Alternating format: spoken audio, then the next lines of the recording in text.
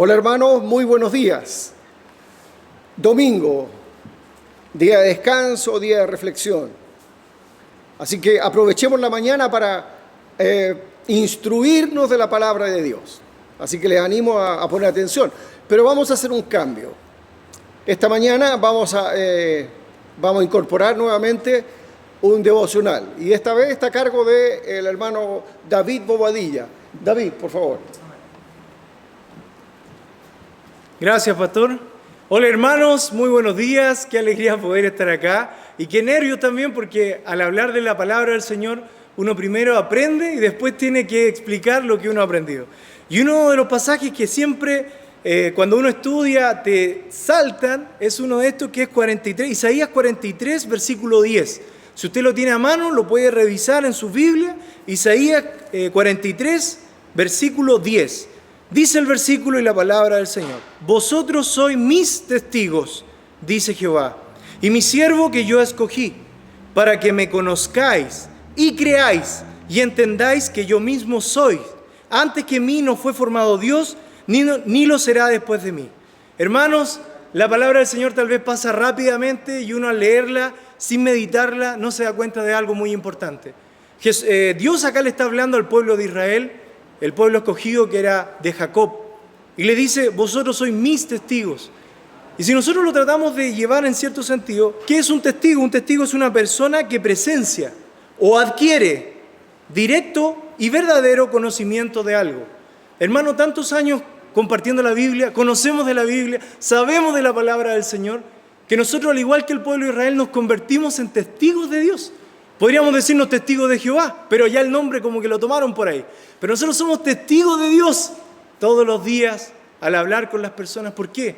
Porque tenemos conocimiento de algo. Y fíjense en algo importante. Y mi siervo que yo escogí, se habla de Jacob, de Israel.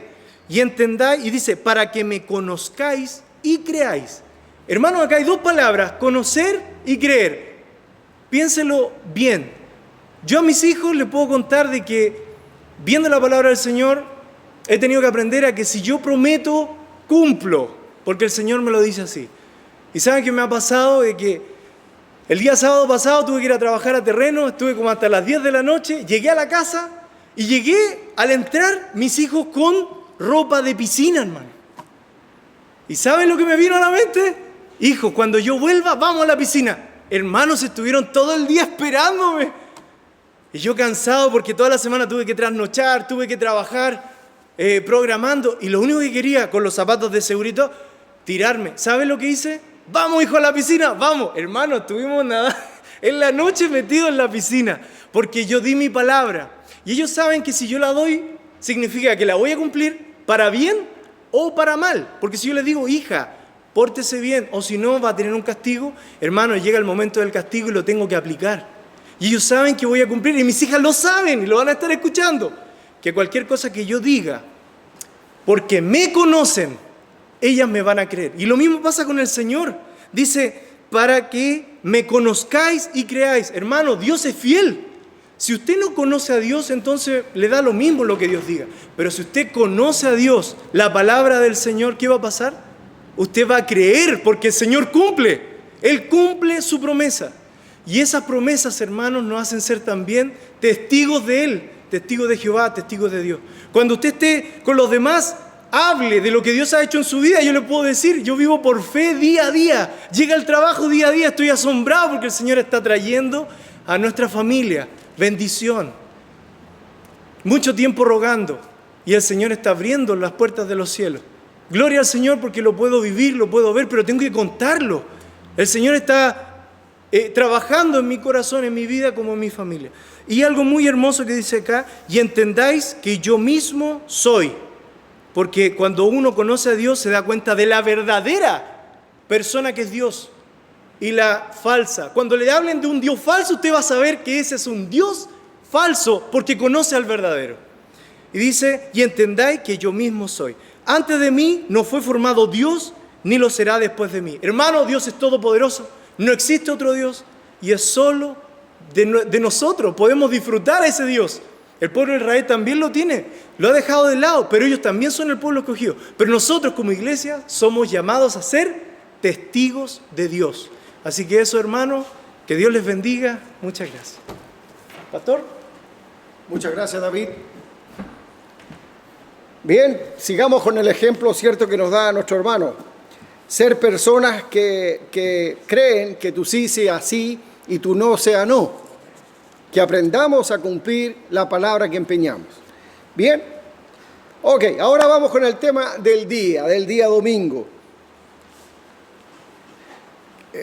De alguna manera me he acostumbrado a poner títulos a los mensajes, pero últimamente me ha costado un poco. De hecho, la vez pasada pedí ayuda para que me ayudaran a poner el título. Y ahora también, pero esperemos que se ajuste.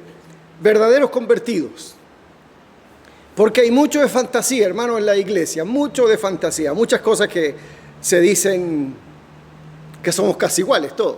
Y eso es una falsedad tremenda.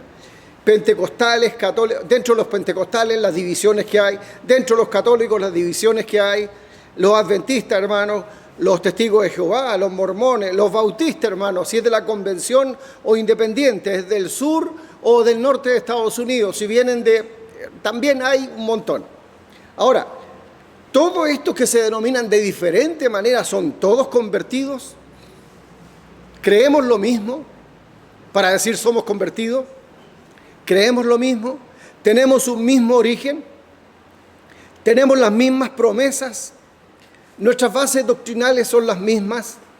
¿Creemos lo mismo que el apóstol Pablo y los apóstoles? ¿Creemos en la salvación en Cristo Jesús? Bueno, la Biblia nos da luces. Siempre la respuesta está ahí en la palabra de Dios. Mire qué tranquilidad, hermano. Cuando surgen dudas en cualquier sentido, podemos ir a la Biblia. Hoy día o mañana vamos a encontrar la respuesta. Ahora, la Biblia pone en nosotros profundidad.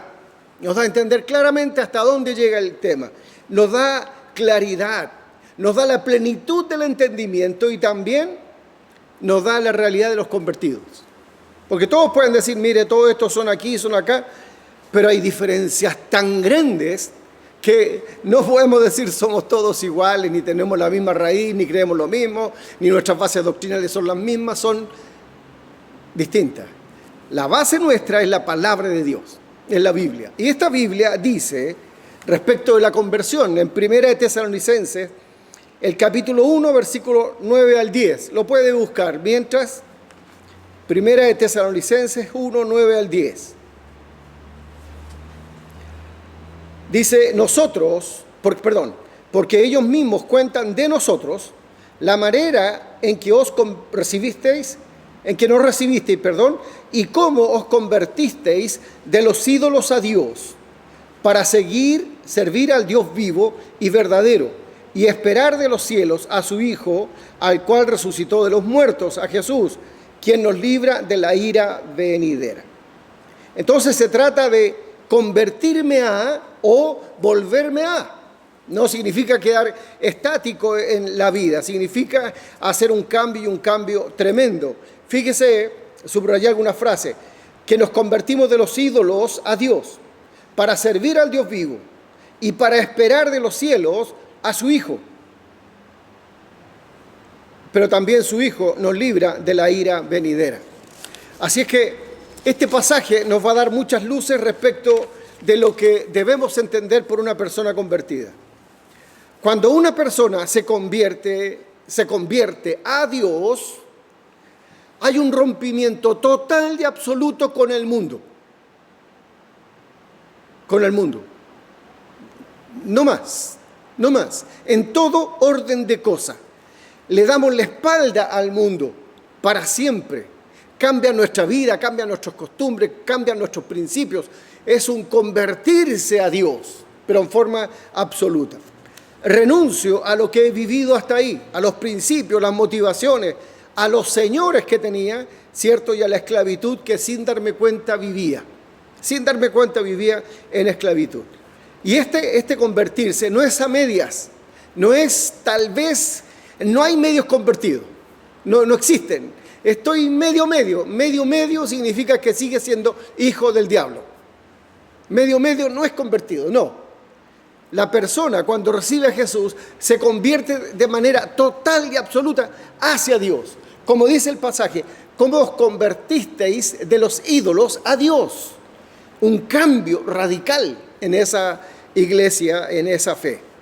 Entonces, ¿cómo yo llego a tener fe? Usted dirá, sí, entienda que hay gente que no sabe de la Biblia y que le estamos enseñando a través de este medio, ¿me entiende? Así que la fe es por el oír y el oír por la palabra de Dios. ¿Qué tenemos que enseñar a la gente para que se convierta al Evangelio?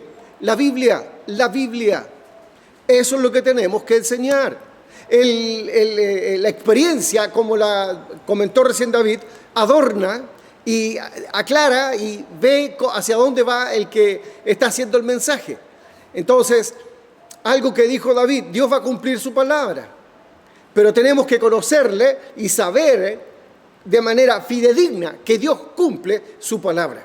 Así como nosotros como padres, si al niño le decimos tal y cual cosa, cumplimos. Si le decimos tal cual otra cosa, la cumplimos. Entonces, si el papá dijo, lo va a hacer. ¿Me entiende? Nosotros somos una figura para los niños de Dios en la casa. Muchos no lo quieren aceptar, pero es así. Somos eso para los niños. ¿Me entiende? Ese es el ejemplo que damos. Ahora, no es un cambio de opinión. Bueno, yo pensaba esto del Evangelio, ahora pienso esto. En realidad entiendo más ahora esto. En realidad se ordenaron mis creencias. O me tocaron los principios y he cambiado algunos principios. Son frases que la gente ignorante las valora. Por ejemplo, puedo decir, en realidad he cambiado de opinión. He visto de una manera distinta. O, ¿sabes qué? Me afectó el intelecto, voy a hacerlo de otra manera. Mis creencias han sido ordenadas. Mis principios. Son frases bonitas, pero no te dicen que eres una persona convertida. No te dicen que tú estás creyendo en Cristo Jesús. No dicen eso. ¿Qué es lo que tenemos que buscar? La luz de Dios. Fíjese, el Salmo 119, 105, le repito, Salmo 119, 105, lámpara es a mis pies tu palabra y lumbrera mi camino. Proverbios 6, 23 dice, porque el mandamiento es lámpara y la enseñanza es luz. Unamos esos dos pasajes.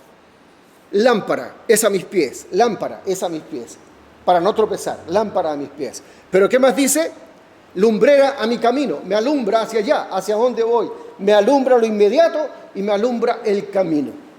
Eso es la palabra de Dios.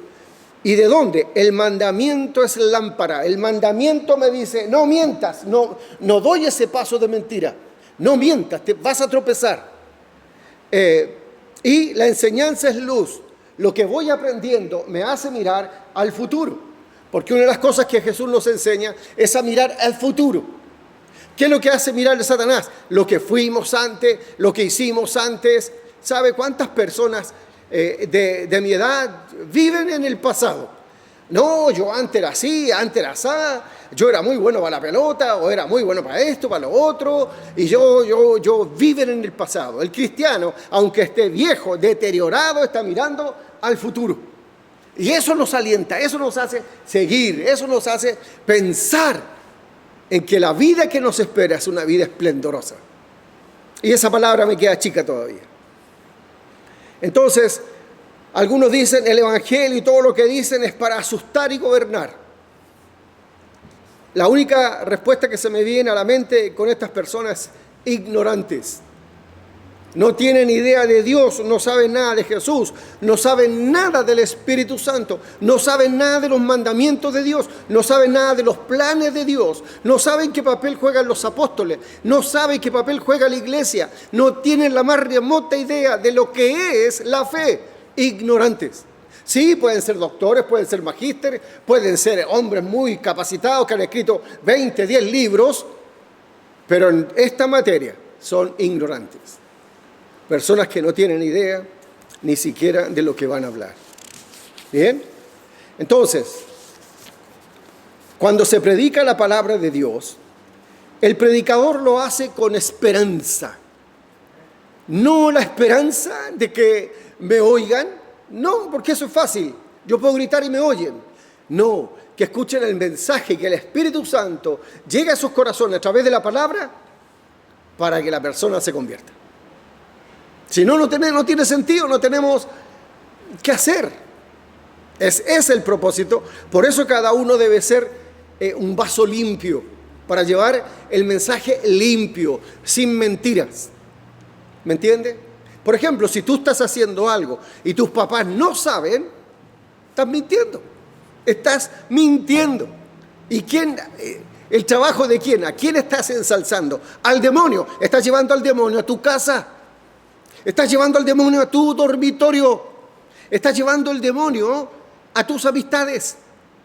Porque la mentira ensalza al demonio. Pero mienten, ¿verdad? Entonces, cada persona decide qué hacer con el mensaje que recibió. Eso es libertad, eso es lo que me gusta de Dios. La palabra de Dios no me embruja, no me obliga, de ninguna manera. Fíjense, en Hechos 17, del 1 al 4, saqué algunas partes, cuando llegaron de Tesalónica, ¿cierto? Pablo y los otros, donde había una sinagoga de los judíos, y Pablo, como acostumbraba, fue a ellos, y por 3 días de reposo discutió con ellos. O sea, estuvo 3 semanas, los días sábados con ellos, discutiendo, ¿cierto?, con ellos, declarando y exponiendo por medio de las Escrituras que era necesario que Cristo padeciese y resucitase de los muertos, y que Jesús, a quien yo os anuncio, decía él, es el Cristo. Pablo, como era el apóstol Pablo, se iba a la sinagoga donde estaban los judíos que habían matado a Jesús. Él va y se pone en medio de ellos a discutir. ¿Y qué les dice? Declarando y exponiendo por medio de las Escrituras de lo que tenían hasta el Antiguo Testamento ellos. ¿Qué es lo que decía la Escritura? Decía, ¿cierto?, que era necesario que el Cristo padeciese y resucitase de los muertos, y que Jesús, a quien yo os anuncio, decía él, es el Cristo. El Cristo, el Mesías, es Cristo. Él es. Y le instaba a creer. Y algunos de ellos creyeron y se juntaron con Pablo y con Silas. Y de los griegos piadosos, gran número. Y mujeres nobles, no muy pocas. Nobles, no pocas, perdón. Entonces, ¿cuál fue el mérito de Pablo? Contactar a esas personas que no creen en Jesús con la palabra de Dios. ¿Qué tenemos que hacer nosotros? Contactar a las personas a través de la palabra de Dios con Dios, para que escuchen a Dios, porque es la palabra de Dios, no es nuestra palabra. Eso es lo que nosotros repetimos y eso es lo que llevamos nosotros a las personas para que realmente se conviertan al Evangelio. Pablo no tocó los sentimientos, todo lo contrario. Fíjese lo que dice, declarando y exponiendo por medio de las Escrituras, por medio de la Biblia, todo el Antiguo Testamento, que era necesario que el Cristo que ellos esperaban, que el Cristo padeciese y resucitase de los muertos. Asombroso, ¿quién va a creer eso? Y que Jesús, el Jesús que habían matado, a quien yo os anuncio, decía, Él es el Cristo, Él es el Mesías. Y algunos de ellos creyeron y todo. Entonces, ¿qué es lo que hizo Pablo? Les trajo la verdad. Piensen, les decía. Mira, aquí está escrito y aquí está escrito. Mira esta profecía, cómo se cumplió, cómo aquí, cómo allá. ¿Cómo argumentaría Pablo? ¿Cierto? Bueno, el resultado fue que mucha gente piadosa creyó. Un gran número, dice. Y mujeres nobles, no pocas. Entonces, ¿qué es lo que tenemos que hacer nosotros? Predicar la palabra de Dios, no prepararnos para tocar sentimientos. No le activó la imaginación, no. Les dijo, esta es la verdad, esto es lo que Dios dice. La confianza de Pablo, apóstol, estaba en la palabra de Dios. ¿Qué es lo que llevamos nosotros? La Biblia, la palabra de Dios. ¿Qué ponemos a la gente? La Biblia, la palabra de Dios. ¿Por qué vamos tan confiados? Porque no es nuestro, es de Dios. Llevamos el mensaje de Dios. Bien, entonces, muchas personas ni siquiera saben de la Biblia y se dicen cristianos, se dicen hijos de Dios. Créame, hay personas que cuando uno conversa con ellos se da cuenta rápidamente que no saben de la Biblia. No saben de la Biblia. Y si saben algo de la Biblia lo tienen distorsionado. La versión que usamos nosotros, el Reina Valera 1960. Ese es el texto que estamos usando. Entonces, ¿cómo nos convertimos de los ídolos a Dios? ¿Cómo pasamos de la idolatría al Dios verdadero, a la verdadera fe? ¿Por qué servimos ahora a Dios? ¿Qué pasó? Que antes nos servíamos nosotros mismos, nosotros éramos los reyes, éramos los regalones, nos dábamos todos los gustos, cometíamos todos los pecados, y ahora servimos a un Dios santo. ¿Por qué esperamos a Jesús? ¿Qué esperamos? ¿Qué estamos esperando? ¿Por qué creemos que nos libra de la ira venidera? Primera pregunta, ¿por qué nos convertimos de los ídolos a Dios? Primera Tesalonicenses 2:13 dice, de que cuando recibisteis la palabra de Dios de nosotros, está hablando Pablo, cuando recibisteis la palabra de Dios de nosotros, escuche, cuando recibisteis la palabra de Dios de nosotros, la recibisteis no como palabra de hombre, sino según es en verdad la palabra de Dios, la cual actúa en vosotros los creyentes. ¿Por qué nos convertimos? Porque en un momento determinado dijimos, es palabra de Dios. Es palabra de Dios. Mientras la gente siga diciendo, no, este es un libro, sí es bueno, tiene filosofía, tiene historia, tiene... No, es la palabra de Dios. Cuando nos ponemos en esa posición, Dios actúa en nosotros. Por eso nos convertimos a Dios. Les repito, de que cuando recibisteis la palabra de Dios que oísteis de nosotros, la recibisteis no como palabra de hombre, sino según es en verdad la palabra de Dios, la cual actúa en vosotros los creyentes. ¿Qué le parece? Y como entramos a esta fe, la respuesta a por qué servimos a Dios ahora, porque creemos en Él. Creemos que el hombre está equivocado, que el hombre se ha ido apartando más y más y más de Dios, que Dios es un Dios justo, un Dios perfectamente justo y perfectamente santo, pero en su justicia, Él podría matarnos a todos y desaparecer el mundo y sería tan justo como antes.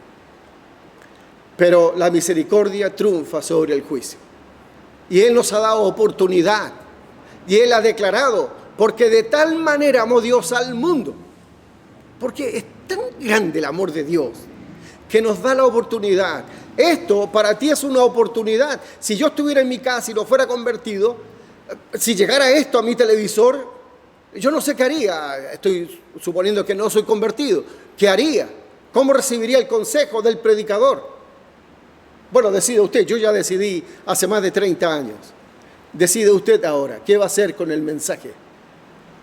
¿Va a ser el mensaje de una iglesia? ¿Va a ser el mensaje de una persona? ¿Va a ser palabra de Dios?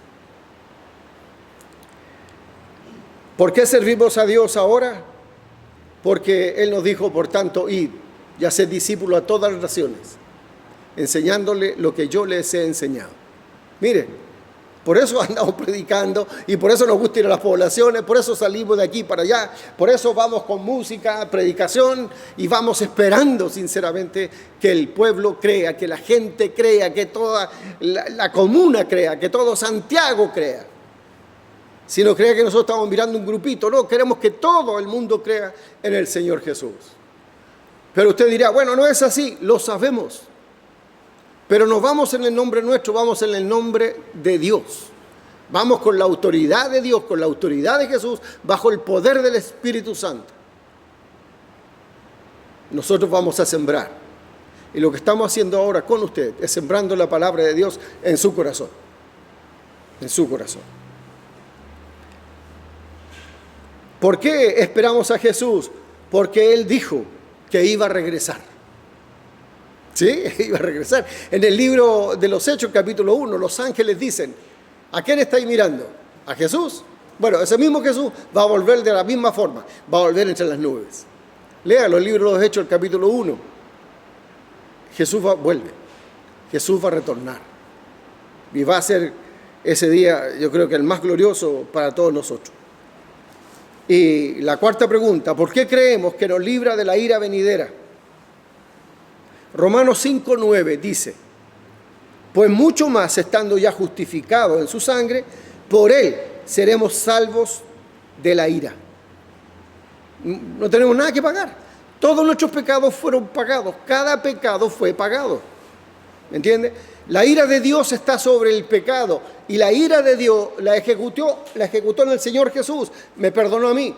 Lo mismo puedes aprovechar tú. Sí, yo soy un pecador arrepentido. Y todos los que estamos aquí en la iglesia somos todos pecadores arrepentidos. Así que te invito en el nombre del Señor a que pienses, evalúes y entiendas ahora por qué somos como somos. Porque nos hemos convertido de los ídolos a Dios. No es una religión, no es un hacer cosas. No, de ninguna manera. ¿Bien? Entonces hemos sido nosotros tocados por el Señor, nos hemos convertido, pero nosotros no tenemos ni un mérito. Uno dirá, y usted o los hermanos, ni un mérito. Nos trajeron, nos llevaron, nos hablaron. El que invitó, el que predicó, ningún mérito. Es el Espíritu Santo, Dios actuando en nosotros. Él hizo todo, Él movió todo para que nosotros creyésemos. Cree a Dios. Pídele que te ayude, como el hijo del endemoniado, el padre del endemoniado le pide, ayuda a mi incredulidad. Pídale ayuda a Dios. Pídale ayuda a Dios. Entonces, es Dios, el Padre, el Hijo y el Espíritu Santo. ¿Sabe que el Espíritu Santo, la gente nos queda mirando cuando yo digo esto? El Espíritu Santo llega a vivir con nosotros y en nosotros. Fíjese lo que dice Romanos 8:16. El Espíritu mismo da a nuestro espíritu, testimonio a nuestro espíritu, de que somos hijos de Dios. Entonces, el Espíritu Santo le da testimonio a mi espíritu que yo soy hijo de Dios. Por eso el convencimiento no es mental, es espiritual. Y me dice, eres hijo de Dios. Todo el poder del Espíritu Santo para vivir la vida que Dios quiere. Los ídolos, usted dirá, bueno, yo no tengo ídolos. Los ídolos es cualquier cosa que me desvíe o domine mi corazón. Eso es un ídolo. ¿Entendió? Cualquier cosa que domina tu corazón y que toma harto tu corazón. ¿Qué pueden ser? El poder. Sí, el poder. Eso puede ser un ídolo. Voy en persecución del poder. Poder. El cuerpo puede ser un ídolo. Manejarlo de tal manera que sea un ídolo. Fanático de clubes. Hermano, fanático de clubes. El fútbol para nosotros es una entretención. A mí me encanta cuando juegan las selecciones, espero que sigamos ganando, pero ¿es eso nada más que una entretención? Chile ganó, Chile perdió, y eso es todo.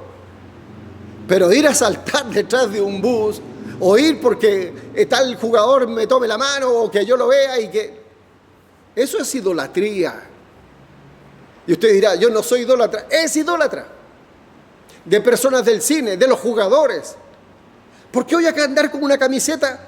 No voy a decir cuál para que no vean que tengo preferencias. Pero, por ejemplo, el Tricolor de Paine. Va a andar ahí con una camiseta del Tricolor de Paine, para que nadie se ofenda. Y van a decir, es admirador del Tricolor de Paine. Mira, se pone la camiseta del Tricolor de Paine. ¡Qué bueno!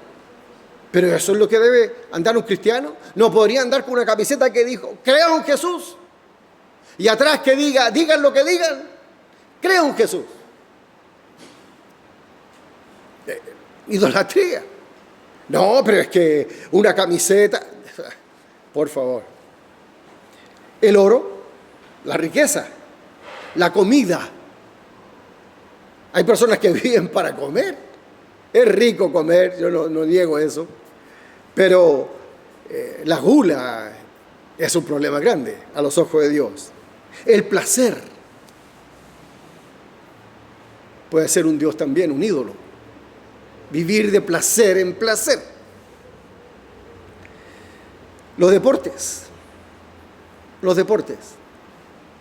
Es tanto el fanatismo que la práctica del deporte te lleva a ser personas inválidas. Inválidas. Todo en exceso es malo.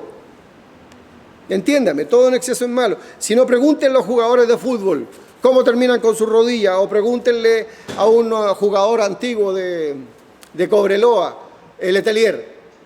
Ojalá pudieran verlo caminando ahora al Letelier. Ojalá buscaran en el YouTube y buscaran y vieran cómo camina ese pobre hombre.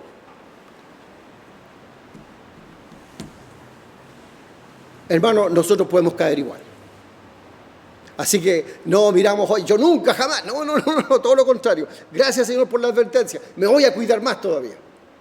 Me voy a cuidar, me voy a mantener claro respecto a que tú eres lo principal. No hay otra cosa más importante que tú en mi vida. Si no es para criticar y empezar a pensar, sí, yo pienso que este hermano está equivocado, o aquella hermana. No. Nosotros podemos caer igual. Yo puedo caer en el mismo pecado, hermano.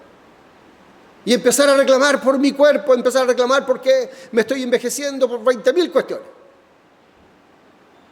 Todos podemos caer en pecado, hermano.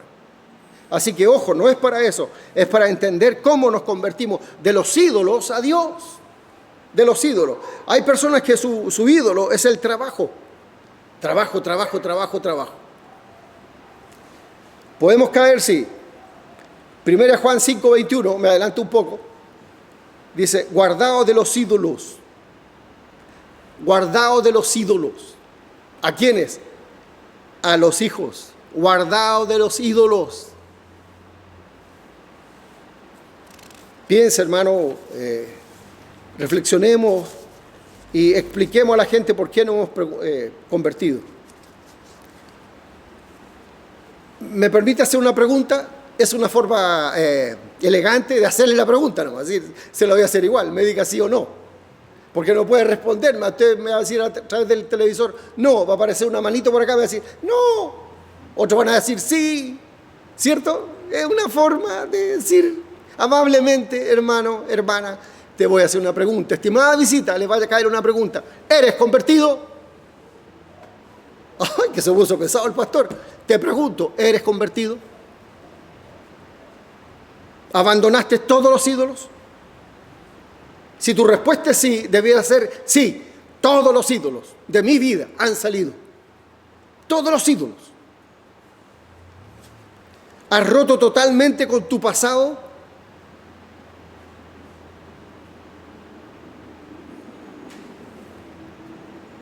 ¿Has roto absolutamente con tu antiguo yo? Ese perverso, esa mala mujer, ese jovencito travieso, por no decir malvado, o esa niña picarona. ¿Has roto con tu pasado? Si eres convertido, sí. Las respuestas siempre son sí. Sí. He roto con todo lo que es el pasado. Ahora, a lo mejor usted dirá, bueno, el pastor es duro y pastor aquí. Hermano, ¿prefiere que yo le haga la pregunta o quiere que se la haga Dios? Sí, hay preguntas que no son simpáticas, hermano. Pero hay que preguntarse, examinarse. El tema de los ídolos para Dios es muy importante, hermano, muy serio. Nosotros podemos idolatrar el pasado, idolatrar la queja, idolatrar la amargura y tenerlo ahí retenido, hermano. Y si tiene eso, bótelo. No mantenga basura en su corazón. Hace mal, amarga la vida y empieza a amargar todo, y esa amargura va a contaminar a otros y va a tener prontamente una familia puros amargos. En vez de personas felices que creen en Jesús, que tenemos la esperanza, que amamos a las personas, va a tener puros amargados. Puras personas que están dispuestas siempre a la crítica rápida, a esto, lo otro. Sí, eso contamina. Y si crees que no eres convertido, ¿por qué no dices hoy, Señor Jesús, te recibo como mi Salvador.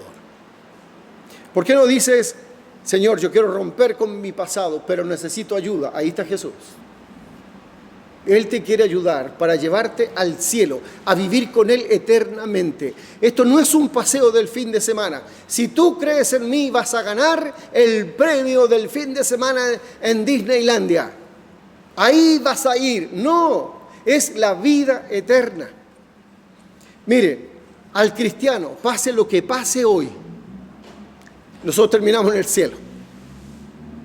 Sí, vamos a ir a un juicio, pero ese es el juicio que nos va a hacer Jesús y va a determinar el grado de recompensa. ¿Qué recompensas vamos a tener? Pero vamos al cielo. ¿Por qué? Porque abandonamos los ídolos y nos convertimos a Dios. Mire qué sencillo. Pero para eso usted tiene que empezar a cuestionarse su fe, y especialmente se lo digo a nuestras visitas. Regularmente andamos detrás de la religión y nos quedamos tranquilos con cosas que hacemos. Es que yo hice esto, hice lo otro. Nada le sirve para entrar al cielo. Solamente Jesús, la fe en Jesús. Él dijo, yo soy el camino y la verdad y la vida. Nadie va al Padre si no es por mí, dijo Jesús. Necesita Jesús para ir al cielo. Y usted dirá, bueno, es que a lo mejor después de esta vida no hay nada. La Biblia dice, y de la manera que está establecido para los hombres que mueran una sola vez. No hay reencarnación. Que mueran una sola vez y después de esto, el juicio. O sea, yo muero y después de eso voy a un juicio, sí. Pero usted va a ir al juicio del trono blanco. Nosotros vamos a ir al juicio con Jesús. Uno es de condenación y el otro es de recompensas. ¿Qué queremos cada uno de nosotros, de los que servimos a Jesús? Que el Señor nos diga, entra al gozo de tu Señor. Y esté con una sonrisa. Por eso nos esforzamos y por eso cada día esperamos que haya más gente convertida para cumplir lo que Dios quiere que se haga. A ganar al mundo, a ganar a los vecinos, a ganar a los compañeros de trabajo, a los compañeros del colegio, a todos ellos, de la universidad. La vida es breve, es muy breve. Así que aprovecha este tiempo para encontrarte con Jesús. Él está esperando.